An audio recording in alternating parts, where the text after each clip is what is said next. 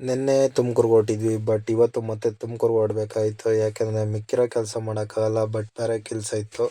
ಆದ್ದರಿಂದ ಮತ್ತೆ ತುಮಕೂರ್ಗೆ ಹೊರಟ್ವಿ. ಯಾಕೆಂದರೆ ಇನ್ನೊಂದು ಬಿಲ್ಡಿಂಗಲ್ಲಿ ಪೈಪ್ ಸೆಟ್ಟಿಂಗ್ ಇತ್ತು. ಯಾವ ಪೈಪ್ ಸೆಟ್ಟಿಂಗು ಅಂದರೆ ಮೋಲ್ಡ್ ಪೈಪ್ ಸೆಟ್ಟಿಂಗು. ಅದಕ್ಕೆ ಅಂತ ನಮ್ಮ ತುಮಕೂರಿಂದ ಆಚೆ ಒಂದಷ್ಟು ಕಿಲೋಮೀಟ್ರ್ ದೂರ ಒಳಗಡೆ ಬರಬೇಕಾಗಿತ್ತು. ಅದರಿಂದ ಒಳಗಡೆ ಬಂದು ಇಲ್ಲಿ ಬಿಲ್ಡಿಂಗ್ ಹತ್ರ ಬಂದ್ವಿ ನೋಡಿ. ಇದೇ ಬಿಲ್ಡಿಂಗು. ಇನ್ನು ಗ್ರೌಂಡ್ ಫ್ಲೋರ್ದೇನೆ ಫಸ್ಟ್ ಮೋಲ್ಡ್ ಹಾಕ್ಬೇಕಾಯ್ತು. ಆದರೆ ಆಲ್ರೆಡಿ ಹುಡುಗರು ಬಂದಿದ್ರು. ಇನ್ನು ಮಾರ್ಕಿಂಗ್ ಆಗಿರಲಿಲ್ಲ ಲೈಟಾಗೆ.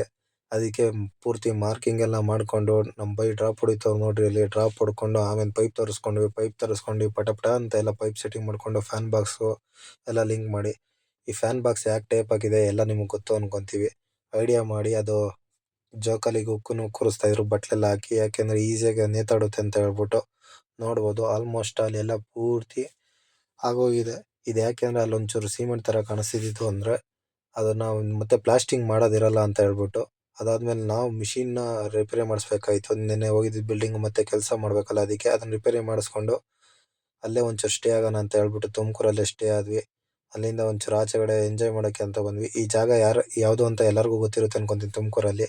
ನೋಡ್ಬೋದು ಎಲ್ಲರೂ. ಆ ಜಾಗ ಯಾವುದು ಅಂತ ಕಮೆಂಟ್ ಮಾಡಿ. ಆಲ್ಮೋಸ್ಟ್ ಅಲ್ಲಿ ಬಾಯ್ಸ್ ಎಲ್ಲರಿಗೂ ಗೊತ್ತಿರುತ್ತೆ.